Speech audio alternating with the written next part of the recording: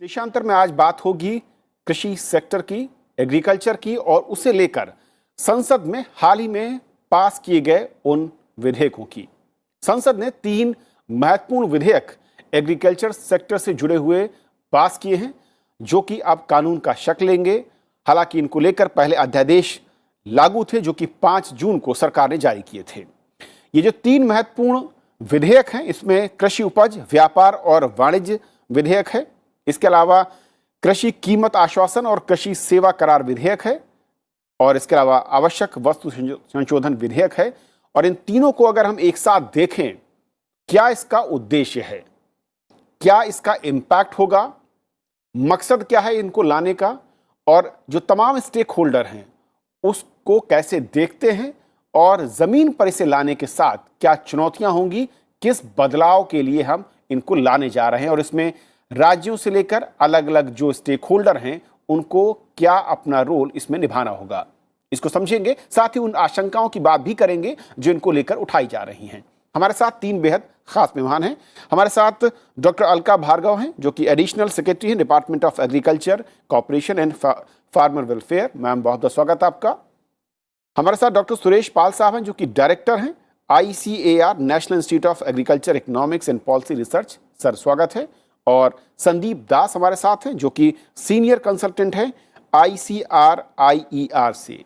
और आप तीनों मेहमानों का हमारे साथ इस चर्चा में जुड़ने के लिए शुक्रिया और स्वागत करता हूं। शुरुआत में अलका जी आपसे करना चाहूंगा, इन 3 जो विधेयकों के जरिए हम कानून जब संसद ने पास कर दिया और ये कानून जब लागू हो रहे हैं, मकसद में अगर कहूं खेती को लेकर या उनके जिन्स को लेकर या किसानों को लेकर या जो दूसरे स्टेक होल्डर्स हैं, क्या लक्ष्य तय किए गए हैं इन कानूनों के जरिए, या कहां पर हम टारगेट करना चाह रहे हैं? हाँ जी, नमस्कार। इनफैक्ट ये तीनों जो कानून आए, अमेंडमेंट्स आए हैं, और ये काफी प्रोग्रेसिव और बहुत डिसरप्टिव प्रोग्रेसिव हम कहेंगे इनको जो आए हैं, क्योंकि हम लोग का प्रोडक्शन बहुत अच्छा रहा है, जैसे सबको ही पता है। लेकिन किसानों को उसका रिम्यूनरेटिव रिटर्न्स मिले, उसके लिए ये बहुत सहायक रहेंगे। और सिर्फ किसानों का नहीं, ये ट्रेडर्स के लिए भी फायदेमंद रहेगा और कंज्यूमर के लिए भी फायदेमंद रहेगा। क्योंकि जैसे पहला वाला जो था, ये जो farmers produce trade and commerce promotion and facilitation act जो बनेगा, इसमें जो धारणा थी वन नेशन वन मार्केट, ये एक्चुअलाइज हो गया इस समय। क्योंकि पहले ये प्रॉब्लम था कि अगर किसान की तरफ से देखें तो वो अपने सबसे पास वाली APMC थी, उसी की उसको जानकारी थी, और बाय फोर्स उसको वहीं जाके जो भी मूल्य मिले उसको वहीं पे बेचना पड़ता था। कोई और ऑप्शन था ही नहीं। इनैम से काफी कुछ ऑप्शंस बढ़े थे कि वो निकट की जितनी 3-4 मंडियां हैं उसको उसकी प्राइसेस मिल जाती थी, तो ऑप्शंस बढ़े थे। फिर भी वो इंटर स्टेट में जो प्रॉब्लम्स थी वो नहीं हो पा रही थी कंप्लीट। अगर आप व्यापारी की तरफ से देखें तो व्यापारी को भी हर मंडी का एक लाइसेंस लेना पड़ता था। इनैम जब आया था तो उसमें एक प्री रिक्विजिट थी कि सिंगल लाइसेंस होना चाहिए स्टेट में, तो वो भी बहुत स्टेट्स में नहीं आ पाया था। तो इसलिए आप देखेंगे कि व्यापारी को भी सुविधा है, वो कहीं भी किसी भी स्टेट में किसी भी जगह किसी भी मंडी में जाके ट्रेड कर सकता है। और कंज्यूमर के लिए भी फायदा होगा, क्योंकि इसमें जो वन नेशन वन मार्केट की बात है, उसमें डायरेक्ट मार्केटिंग की प्रोविजन है। APMC के बाहर का जो ट्रेड एरिया डिफाइन करा गया है उसमें डायरेक्ट मार्केटिंग है, तो किसानों को भी ज्यादा मूल्य मिलेगा, क्योंकि वो मिडिलमैन की इशू नहीं रहा, और जो कंज्यूमर को भी उसका फायदा होगा, क्योंकि बीच का जो जितना डिस्टेंस हो जाता था कि किसान को क्या मिला और कंज्यूमर ने क्या पे करा, उसमें काफी कुछ फर्क, काफी लंबा रास्ता हो जाता था। तो एक तो ये हो गया। और दूसरा जो संक्षिप्त में अगर कहें कि कॉन्ट्रैक्ट फार्मिंग के लिए जो लाया गया बिल, उसमें कॉन्ट्रैक्ट फार्मिंग में ये हो जाएगा कि किसान को एक प्री डिटरमिन्ड प्राइस का पता रहेगा कि मेरा जो उत्पाद होगा वो किस प्राइस पे जाएगा, किस क्वालिटी का चाहेगा जो स्पॉन्सर है, और स्पॉन्सर को भी अपने क्वालिटी का, अपने रिक्वायरमेंट का माल मिल जाएगा। तो ये, और इससे प्रोसेसिंग इंडस्ट्रीज वगैरह का भी बहुत फायदा होगा, और अंत में कंज्यूमर ऑफ कोर्स फायदेमंद तो होगी। फिर अगर आप तीसरे वाले को, अगर जो EC एक्ट में अमेंडमेंट आया है, तो उसमें जो जैसे सीरियल्स हैं, दलहन है, तिलहन है, एडिबल ऑयल्स हैं, प्याज, आलू, इनको एसेंशियल कमोडिटीज की लिस्ट से हटा दिया गया। तो इसमें जो प्राइवेट इन्वेस्टर्स के थोड़ा सा भय रहता था कि रेगुलेटरी ज्यादा था, कैपिंग थी, जो स्टॉक लिमिट्स वगैरह की थी, तो अब वो हट जाएंगी except for certain emergent situations जो डिफाइंड हैं। तो उसमें अब फ्रीडम है कि वो कितना भी प्रोड्यूस होल्ड कर सकता है, इधर उसका ट्रांसपोर्टेशन हो सकता है, डिस्ट्रीब्यूशन हो सकता है, सप्लाई हो सकता है। तो इकोनॉमीज ऑफ स्केल को वो हार्नेस कर पाएगा।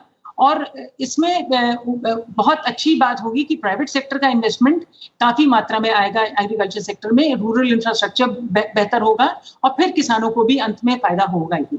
जी ओके पाल साहब, क्योंकि जो एसेंशियल कमोडिटी कानून है उस पर मैंने एक अलग से भी हमने कार्यक्रम किया जिसमें समझा, हमने दर्शकों को बताया भी।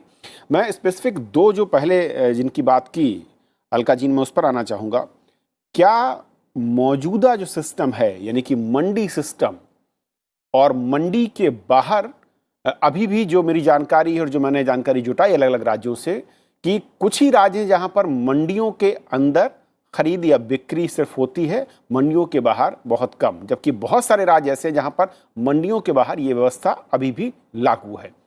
इस नए कानून के बाद वहां पर क्या इम्पैक्ट आप देखते हैं, किस तरीके का फायदा या क्या नुकसान? और दूसरा, अगर मैं एग्रीमेंट की बात करूं जहां पर प्राइवेट प्लेयर या मैं कहूं कि छोटी छोटी कंपनियां किसानों के साथ अनुबंध करेंगी, करार करेंगी खेती को लेकर, अभी मौजूदा अगर हम नियमों को देखें, क्या इसे किसी राज्य में क्रियान्वित करने से रोकने के लिए कोई कानून है या ये इम्प्लीमेंट नहीं था? क्योंकि कई राज्यों में इस तरह की खेती अभी भी हो रही थी। तो फिर इसके लागू होने के बाद इसे किस तरीके से बदलाव इस खास तौर पर एग्रीमेंट वाली जो खेती है उसमें आप देखते हैं?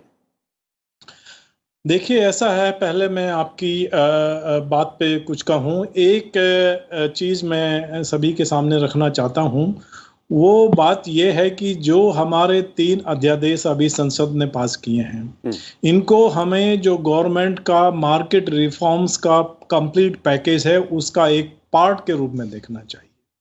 गवर्नमेंट रिफॉर्म्स में क्या है, हम बात कर रहे हैं कि प्राइस डिस्कवरी की, इंटर स्टेट रेस्ट्रिक्शंस को कम करने की, इनाम उसमें आए हैं। हम बात कर रहे हैं इंफ्रास्ट्रक्चर डेवलपमेंट की, उसमें एग्री इंफ्रास्ट्रक्चर फंड दिया है।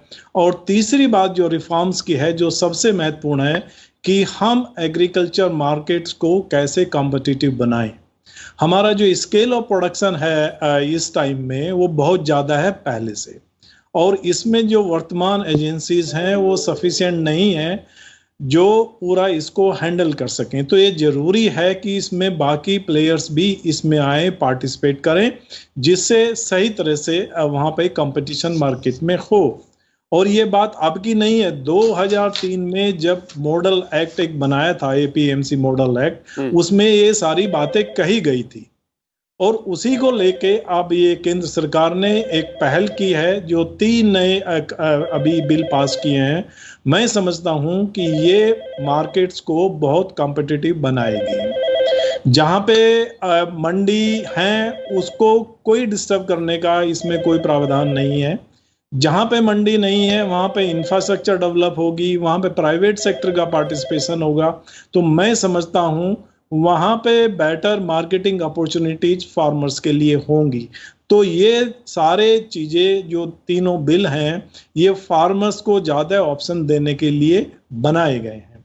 अब बात करते हैं कॉन्ट्रैक्ट फार्मिंग। ये वास्तव में एक अच्छा तरीका है, और हमारे बहुत सारे कृषि के ऐसे उत्पाद हैं जिनका अभी भी मार्केट डेवलप नहीं है। माननीय प्रधानमंत्री जी बार बार कहते हैं, जैसे आलू मार्केट हैं, कोल्ड स्टोरेज हैं, फिर भी कॉम्पिटिटिव नहीं है। सब्जियों का हम खास तौर से कहें या फलों का कहें तो उसमें बहुत सारी अभी खामियां हैं, और उसमें क्या होता है कि बहुत सारा प्रोड्यूस हमारा बीच में वेस्ट हो जाता है। तो ये जो बिल लाया गया है कॉन्ट्रैक्ट फार्मिंग, जो इसमें फूड प्रोसेसिंग इंडस्ट्री है या बाकी जो प्राइवेट प्लेयर्स हैं, वो सीधे किसानों से कॉन्ट्रैक्ट कर सकते हैं किसी भी उत्पाद को, एक खास क्वांटिटी में, एक खास उसकी क्वालिटी हो जो उनकी ज़रूरत है, उस हिसाब से एक अनुबंध वो करते हैं। संदीप जी, जो बिल के प्रावधान हैं मैंने पढ़े बारीकी के साथ, हो सकता है कि कहीं मुझे समझने में कुछ दिक्कत हुई, आप करेक्ट करें। और जो आशंका है मैं उस पर एक बार एक विस्तृत जवाब चाहता हूँ। 2 बातें कही जा रही हैं। मौजूदा सिस्टम, जैसे कि मैंने कहा पाल साहब से भी, कि देश में जो तमाम सरकारी आंकड़े रिपोर्ट हैं वो 6% के आसपास जो जिन्स है वो एमएसपी रेट पर खरीद होती है, और उसमें भी सिर्फ 4 स्टेट ऐसे हैं जहां पर कुल जो खरीद है करीब करीब उसका 68% से ज़्यादा का हिस्सा है। कई ऐसे राज्य हैं जहां पर एमएसपी सिस्टम लागू नहीं है। बिहार जैसे राज्य इन्होंने करीब कई दशक, मैं कहूँगी 1-1.5 दशक से ऊपर है, और कई राज्यों ने उसमें भी कई सारी जो सेंटर लिस्ट है जिन्सों की, उसमें से कुछ को बाहर कर रखा है वो अपने, क्योंकि ये कंकरेंट लिस्ट में राज्यों के पास ये अधिकार है। सवाल ये उठता है कि मंडी के साथ अगर विकल्प मंडी के बाहर किसान को मिल रहा है तो इससे नुकसान क्या है और फायदा क्या है? और जब छोटे किसानों की दलील दी जा रही है कि इस नए कानून के बाद छोटे किसानों का भला नहीं होगा या नुकसान नहीं होगा, तो वो जो दलील है वो कितनी मजबूत, कितनी खोखली, कितनी कमजोर आपके नजरिए से? मैं एक बात क्लैरिफाई कर दूं कि जो मिनिमम साइट ऑपरेशंस है उसका कोई लिंकेज नहीं है ऐप के साथ। ये बहुत सारे क्लैरिफाई कर दिया गया, कोई एक्ट मिनिमम साइट का जिक्र नहीं है एक्ट के बाद। और जहां तक प्रोक्योरमेंट का सिस्टम है, जो फूड कॉर्पोरेशन ऑफ इंडिया जो राइस व्हीट करती है, मोस्टली कौन से राज्यों में करती है? पंजाब, हरियाणा, छत्तीसगढ़, उड़ीसा, आंध्र प्रदेश, तेलंगाना और थोड़ा बहुत यूपी में थोड़ा सा होता है, राजस्थान में होता है। तो करीब करीब ये राज्यों में राइस व्हीट प्रोक्योरमेंट होता है। ओके, और मध्य प्रदेश में। एंड और क्या प्रोक्योर करता है गवर्नमेंट प्रोक्योरमेंट मोस्टली थोड़ा सा नैफेड करता है, ऑयल सीड्स और पल्सेस, और कभी कभी कोकोनट कोपरा प्रोक्योरमेंट होता है, और cotton corporation of India cotton procurement करता है इनकेस एमएसपी के नीचे चले जाए मंडी में। तो एमएसपी के साथ ये लिंक कतई नहीं है, कोई लिंक ही नहीं है इसको लेकर जिक्र करने का, क्योंकि जो नेशनल फूड सिक्योरिटी एक्ट है उसके लिए तो एफसीआई को प्रोक्योर करना ही पड़ेगा। जो 60 बिलियन टन का ग्रेन हमको चाहिए, 60 और 65 बिलियन टन का हर साल राइस व्हीट, उसको तो करना ही पड़ेगा। और छोटे किसान, आपने सही बोला, करीब 6 से 7% लोग ही एमएसपी का फायदा लेते हैं। और सबसे बड़ा चीज मैं कहना चाहता हूँ, सबसे बड़ा नुकसान वाला क्या ये आप तो देखोगे पंजाब हरियाणा से काफी प्रोटेस्ट सबसे ज्यादा आ रहा है। नुकसान ये है कि पंजाब हरियाणा में आज का जो मंडी टैक्स है, मंडी टैक्स अब कहता हूं कि मंडी टैक्स, आरटीआई कमीशन 8.5%, मंडी टैक्स 2%, रूरल डेवलपमेंट सेस, ये सब मिला के 8.5% पंजाब में जाता है। हरियाणा में करीब करीब 7% है। हालांकि अभी रिसेंटली बासमती राइस के लिए इन्होंने तो टैक्स कम कर दिया है। तो ये सब मिला के करीब करीब 6,000 करोड़ रुपए का टैक्स एफसीआई देता है पंजाब और हरियाणा सरकार को, 6 से 7,000 करोड़ रुपए के। तो नुकसान वो है। ये अगर डायरेक्टली एफसीआई खरीदना जाए, उसको कोई टैक्स देने की जरूरत नहीं है। आप तमाम मंडियों में देखोगे, APMC Mandi across country, the transaction cost जो बोलते हैं, जो टैक्सेस मैक्सिमम 3% से ज्यादा नहीं है। तो ये बिल आने के बाद उसमें नुकसान पंजाब हरियाणा सरकार को होगा, और ट्रांजैक्शन कॉस्ट जिससे वो रेवेन्यू कमाते थे वो कम हो जाएगा। बट उसका फायदा देखिए, सीधा एफसीआई खरीद सकता है, प्रोक्योरमेंट कर सकता है डायरेक्टली। तो ये चीज है। और आपको बता दूं, जो पहला जो एक्ट है, farmers produce trade and commerce promotion and facilitation act, right, ये तो एक्सटेंशन है जो यूपीए सरकार 2 ने जो डीलिस्टिंग किया था commodity fruits and vegetable from the APMC से, इसका एक्सटेंशन है बेसिकली ये एक्ट, कि सारा कमोडिटी बाहर बेच सकते हैं। इसके वजह से होगा कि अभी क्या मंडियां बंद हो गई, फ्रूट बेचने अभी भी आजादपुर मंडी में आते हैं। तो ये एक ऑल्टरनेटिव चैनल देने के लिए एक कोशिश इस एक्ट के थ्रू किया गया है, क्योंकि किसान कहीं बेच सकता है, वो एफपीओस बनाएंगे। क्योंकि ये सवाल हम लोग को आंसर करना पड़ेगा कि किसान मार्केटिंग नहीं कर सकता है, कैसे कर सकता, अगर करना भी चाहता है तो किस मीन्स से करेगा? फार्मर प्रोड्यूसर ऑर्गेनाइजेशन के थ्रू करेगा। तो सरकार का जो फोकस है एफपीओस बनाने का, वो भी कर सकता है डायरेक्टली प्रोसेसर। तो इसमें पूरा जो वैल्यू चेन है, जो प्रोसेसर, जो बायर और मंडी और जो फार्मर्स, इसमें क्या होता है कि द क्वालिटी ऑफ प्रोडक्ट के साथ कोई लिंक नहीं है। जो बायर, जो पेप्सी का जिक्र पाल साहब ने किया, वो पूरा it's a sort of contract farming, informal contract farming system. उसको पूरा बताया जाता है कि इस तरह की तुम आलू करोगे तो ये मेरा चिप्स के लिए यूज होगा। पेप्सी का जिक्र कर रहा हूँ। बहुत सारे ऐसे कॉन्ट्रैक्ट फार्मिंग सिस्टम चल रहा है। ये जो लॉ है, जो सेकेंड लॉ है जो पास किया गया, वो वैलिडेट करता है उस कॉन्ट्रैक्ट फार्मिंग लॉ। एक सेकेंड, तो मैं ये कहना चाहूँ ऑलरेडी, क्योंकि मौजूदा जो सिस्टम है जो कॉन्ट्रैक्ट फार्मिंग का, और कई जगहों पर, कई राज्यों में अलग अलग, मैं कहूँ कि चाहे वो आलू की खेती की बात हो रही, या कुछ जगहों पर मैं देख रहा था कि अंगूर या फ्रूट्स को लेकर भी कुछ कंपनियां कर रही हैं।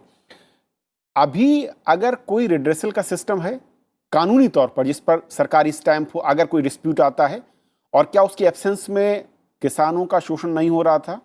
और इस नए सिस्टम में किसानों के लिए क्वेश्चन रिड्रेसल का कितना ज्यादा मौजूदा दौर से अगर हम कंपेयर करें तो नजर आता है? अभी भी देखिए तो हम एक ऐसा देश में है जहां टेनेंसी फार्मिंग, जो भाग चाह सब बोलते हैं ना, बात सच कि आपका लैंड है, मैं करीब करीब 35 से 40% टेनेंसी फार्मिंग होता है। टेनेंसी फार्मिंग तो दूसरा कोई खेत में उगाता है, आपका लैंड है, वो आपको शेयर क्रॉप, तो वो भी तो सबसे बड़ा कॉन्ट्रैक्ट फार्मिंग है, तो एमओयू, बट वो कोई लीगल प्रोविजन नहीं था। ये जो नया दूसरा वाला एक्ट है, उसमें जो farmers empowerment and protection agreement on price assurance and farm services bill, मुझे लगता है इससे इतना अंदर इतना सेफगार्ड मैगजीन में। देखिए मैं ये कहना चाहता हूँ कि जो इस एक्ट का सबसे बड़ा चीज कि जो प्रोड्यूसर और जो प्रोसेसर है, उसको एक बांध देता है एक एग्रीमेंट में, उसमें डिस्प्यूट सेटलमेंट मैकेनिज्म में। आज भी मैं देखता हूँ, मैं किसी से बात कर रहा था, बैंगलोर के आसपास एक कोई एक्सपोर्टर है, वो भिंडी एक्सपोर्ट करता है to the European market, but उसके पास कोई लीगल फ्रेमवर्क नहीं है। वो एमओयू साइन करके फार्मर्स के साथ कि तुमको 30 रुपए केजी भिंडी में दूंगा, मार्केट प्राइस 20 रुपया हो या मार्केट प्राइस 60 रुपया हो, right. तो एक उस हिसाब से फार्मर्स को इंसेंटिव मिलता है टू प्रोड्यूस क्वालिटी प्रोड्यूस। जो अभी का जो एपीएमसी मार्केट मंडी में क्वालिटी, आप कभी भी जाओगे मंडी में, एक अच्छा क्वालिटी होता है, बुरा क्वालिटी होता है, ऐसा ही सिस्टम प्रोसेसिंग नहीं है। तो ये कॉन्ट्रैक्ट फार्मिंग तो क्या होगा, the processing of the commodity will increase. India में प्रोसेसिंग बहुत कम होता है, उसके वजह से वैल्यू ऑफ द कमोडिटी जो फार्मर्स को जाता है वो बहुत कम मिलता है। तो जितना प्रोसेसिंग होगा, और उसमें इकोनॉमिक एक्टिविटीज देखिए, कितना इकोनॉमिक एक्टिविटीज बूस्ट होगा प्रोसेसिंग के थ्रू। ये बहुत अहम पॉइंट आपने कहा, फार्मर्स को वैल्यू मिलेगा। मौजूदा दौर में भी कॉन्ट्रैक्ट फार्मिंग हो रही है कुछ राज्यों में, लेकिन एमयू के जरिए वो आधिकारिक कोई कानूनी दायरे के अधीन नहीं है।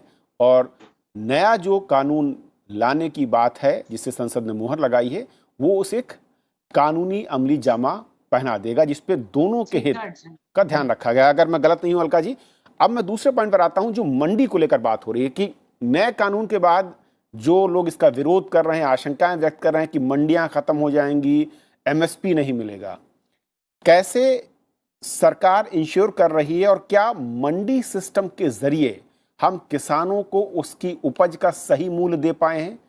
और अगर नहीं, क्योंकि जो रिपोर्ट्स बताती हैं, पार्लियामेंट्री रिपोर्ट्स या अलग अलग रिपोर्ट्स आई हैं, वो यही इशारा करती हैं कि ये मुमकिन नहीं हो पाया है, तो बाहर उन्हें सही रेट मिल पाएगा नए कानून के थ्रू, वो कैसे सुनिश्चित करेगी सरकार? नहीं, देखिए जैसे अभी ये बोला भी गया, इस कानून के द्वारा कहीं भी नहीं लिखा गया है कि एपीएमसीज बंद हो जाएंगी या एपीएमसीज में काम नहीं होगा। ये एक पैरेलल सिस्टम दिया गया है किसानों के लिए कि उनको एक मल्टीपल ऑप्शंस मिल जाएंगे कि अगर वो चाहे तो मंडी में उनको अगर बेहतर लगता है कि मूल्य मिलेगा तो वो वहां जा सकते हैं, और अगर वो डायरेक्टली बाहर बेच सकते हैं इन द ट्रेड एरिया तो वहां कर सकते हैं। तो इसमें जैसे जो इसमें ज्यादा कॉम्पिटिटिव और ट्रांसपेरेंसी आएगी, क्योंकि इसमें एक इलेक्ट्रॉनिक ट्रेड की भी बात है। ई-नैम तो चल ही रहा है, ई-नैम अपना एपीएमसीज में चल रहा है, बट बाहर भी कोई भी ट्रेडर अगर इलेक्ट्रॉनिक प्लेटफॉर्म बनाना चाहे तो वो भी बना सकता है, सिर्फ एक पैन कार्ड के जरिए। Okay. तो इसमें ट्रांसपेरेंसी आएगी, क्योंकि उसमें आप फिर फज नहीं कर सकते, आप प्री नोशन के साथ कोई प्राइसिंग नहीं कर सकते, वो तो ऑन द स्पॉट बिडिंग होगी जो इलेक्ट्रॉनिक प्लेटफॉर्म है। और किसान, जैसे हम लोग कहते हैं कि आई ऑलवेज से कि इन तीनों कानूनों को इन आइसोलेशन नहीं देखना चाहिए, इसके साथ इतने सारे और प्रोग्रेसिव मेजर्स लिए गए हैं मंत्रालय के द्वारा, सरकार के द्वारा, अभी 5-6 महीने में भी और उसके पहले भी। तो जैसे छोटे किसानों की डेफिनेटली सबसे ज्यादा चिंता होनी चाहिए, बट जो नई स्कीम आई थी कि 10,000 एफपीओस बनेंगे कमिंग 5 साल में, तो उससे जो बार्गेनिंग कैपेसिटी होगी छोटे किसानों की वो बहुत बढ़ जाएगी। तो उनमें उतनी जागरूकता आएगी कि मेरे लिए क्या फायदेमंद है, बाहर देने के लिए, बाहर किसी प्रोसेसर के साथ या एक्सपोर्टर के साथ मैं अगर अपना करूं डायरेक्ट मार्केटिंग, वो मेरे लिए फायदेमंद है, या अपने मंडी सिस्टम में पुराने वाले में। और दूसरा जो अभी कॉन्ट्रैक्ट की बात हो रही थी, कॉन्ट्रैक्ट फार्मिंग एक्ट की, उसमें हमें लगता है कि एक्सपोर्ट्स को भी बहुत प्रोत्साहन मिलेगा, क्योंकि इसमें बहुत क्वालिटी स्टैंडर्ड्स, ग्रेड्स, उस सब का डिफाइन करने की बात है एग्रीमेंट में। और फिर उसमें जैसे पेस्टिसाइड रेजिड्यू की बात है, जो कंप्लायंसेस चाहिए होते हैं अमूमन एक्सपोर्ट मार्केट्स के लिए, क्योंकि अब बहुत जोर दिया जा रहा है कई देशों में कि पेस्ट फ्री कंटेनर ना हो, कंसाइनमेंट ना हो, बट की पेस्ट फ्री एरिया होना चाहिए। राइट। तो इसमें जब हमारा कंसर्टेड एक एफपीओ ये काम करेगा, एक कॉन्ट्रैक्ट करेगा किसी एक्सपोर्टर के साथ या किसी प्रोसेसर के साथ, तो उसको उन सब कंप्लायंसेस की भी नॉलेज आ जाएगी, क्योंकि इसमें फार्म सर्विसेज की भी बात है। तो उसमें जैसे इनपुट्स दिए जाएंगे, कौन सा ऑर्गेनिक फर्टिलाइजर हो या इंटीग्रेटेड पेस्ट मैनेजमेंट हो, तो उससे उसका जो प्रोड्यूस निकलेगा वो क्वालिटी प्रोड्यूस निकलेगा। तो वो डोमेस्टिक कंज्यूमर के लिए भी फायदेमंद है, और एक्सपोर्ट मार्केट तो अब देखा जाए तो अभी ये पैंडेमिक के दौरान एक्सपोर्ट में ऑर्गेनिक की डिमांड बहुत बढ़ गई है। People are going for looking for safe and nutritious food. तो उसमें मुझे लगता है कि भारतवर्ष एक बहुत नीश मार्केट बना सकता है हेल्थ फूड्स के लिए, और ये सब कॉन्ट्रैक्ट के द्वारा ही आएगा। क्योंकि जो आप अभी अंगूर की बात हुई थी, ये ज्यादातर ये जो ग्रेप्स ग्रोअर्स एसोसिएशन है, महाराष्ट्र का बहुत अच्छे स्ट्रॉन्ग एसोसिएशंस हैं, उनको पता है कि इंटरनेशनल मार्केट्स में क्या कंप्लायंसेस चाहिए, तो उसी हिसाब से वो प्रोडक्शन होता है। घेरकिन है जो कर्नाटक से जाती है, it is largely for export markets.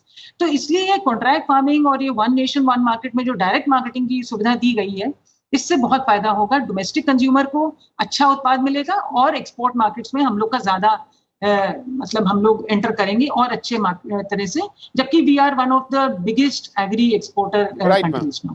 पाल साहब, जब हम एमएसपी सिस्टम की बात करते हैं उसके साथ मंडी सिस्टम को देखते हैं, दो चीज़ें मैं समझना चाहूँगा बहुत ही जो किसान दर्शक हैं उनके नज़रिए से।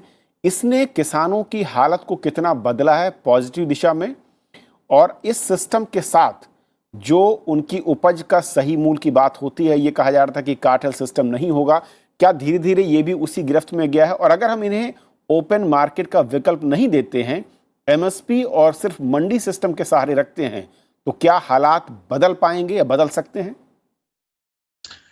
देखिए, ऐसा है, पहले तो मैं एक बात कहना चाहूँगा कि जनरली लोग ये समझते हैं कि प्रोक्योरमेंट का फ़ायदा कुछ ही किसानों को कुछ ही क्षेत्रों में होता है। ये सत्य नहीं है।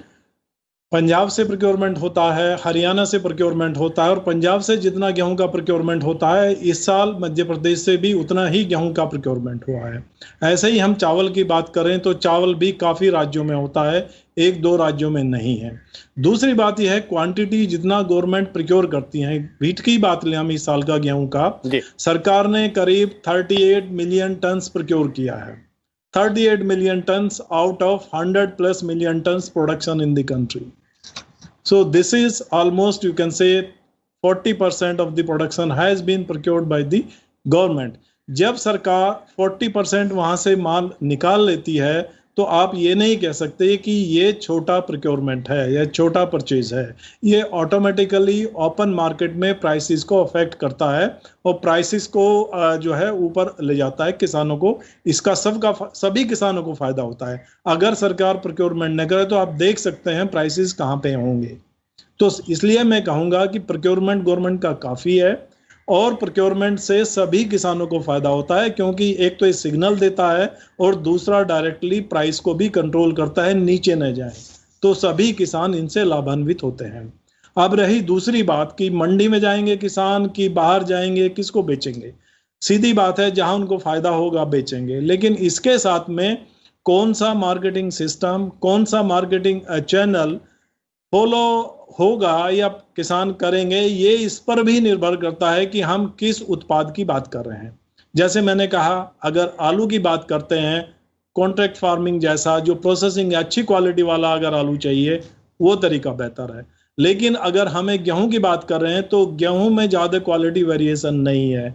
हमको रोटी बना के खानी है, आटा उसका बनना है, तो ज़्यादा क्वालिटी वेरिएशन नहीं है। उसमें ड्यूरम व्हीट और ब्राइड व्हीट दो ही वैरायटी हैं। तो जनरली जहाँ पे क्वांटिटी ज़्यादा अवेलेबल होगी, वहीं जो उसको परचेजर वाले जाएंगे, चाहे वो आपके मिल्स हों जो ज़्यादा प्रोक्योर करें। हो सकता है अपना वो मार्केट अलग से इस्टेब्लिश कर लें, उसको थ्रू ई ट्रेडिंग भी प्रोक्योर कर सकते हैं। लेकिन ज़्यादातर ट्रेडर्स, मैं समझता हूँ, मंडी सिस्टम पे कोई ज़्यादा उसका इफेक्ट नहीं होना चाहिए। और हम थोड़ा इंतज़ार करें। अभी धान का जो उपज है वो आने वाला है 2 महीने बाद, तो साफ पिक्चर हो जाएगी कि प्रोक्योरमेंट भी रहेगा। एक बात हम यहाँ पे और भी समझें, देखिए अगले 2 महीने में नवंबर तक सरकार ने घोषणा की है कि हमारा डिस्ट्रीब्यूशन जो है फूड ग्रेन्स का वो ज्यादा होगा बिकॉज ऑफ ये COVID। एंटी पावर्टी जी। जो कंसर्न्स हैं उसके लिए। जब सरकार ने घोषणा कर दी है कि हम ज्यादा डिस्ट्रीब्यूट करेंगे तो ये स्वाभाविक है कि प्रोक्योरमेंट भी ज्यादा होगा और प्रोक्योरमेंट वहीं से करेंगे जहां पे उसको ज्यादा प्रोड्यूस अवेलेबल होगा। छोटा छोटा हर एक गांव में तो एफसीआई प्रोक्योरमेंट करने वाली नहीं है, तो जहां पे ज्यादा प्रोड्यूस अवेलेबल होगा वहीं पे वो प्रोक्योर करेंगे। जो एमएसपी की बात हो रही है और जिस तरीके से एमएसपी का दायरा है, यानी कि जितने जिन्स उस कैटेगरी में आते हैं जो सरकार की ओर से जारी होते हैं और जो खरीद है, संदीप बहुत संक्षेप में कि असल में एमएसपी के सहारे क्या किसानों की किस्मत बदली जा सकती है, उनके हालात, और जब तक हम उस दायरे को नहीं बढ़ाते यानी कि उनके लिए मार्केट जहां पर प्राइसिंग मैं कहूं कि डिमांड और सप्लाई के रेशियो के हिसाब से तय हो, वो ज़्यादा बेहतर होगा, या फिर हम एक ब्लैंकेट बैन या एक लिमिट लगा कर रखें कंज्यूमर के लिहाज से, तो ऐसे में फिर किसान दबा ही रहेगा। नहीं, मैं कह रहा था कि जो मिनिमम सप्लाई ऑपरेशन है वो बहुत कम किसानों को, जैसे आपने बोला 6% 7% लोग का, बहुत सारे राज्यों में प्रोक्योरमेंट होता है। बट प्रोक्योरमेंट किस लिए होता है? क्योंकि नेशनल फूड सिक्योरिटी एक्ट के अंदर आपको प्रोक्योरमेंट करना है।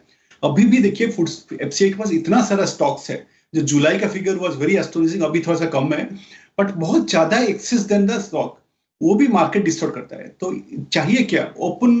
ओपन फ्लो ऑफ जो कमोडिटीज है, इतना रेस्ट्रिक्शन नहीं चाहिए। Basically this act says so, allow करो दूसरों को लोगों को परचेस करने के लिए, क्योंकि अगर 38% गवर्नमेंट खरीदता है या 40% गवर्नमेंट करता है, प्राइवेट ट्रेड रेस्ट सब 40% करता है।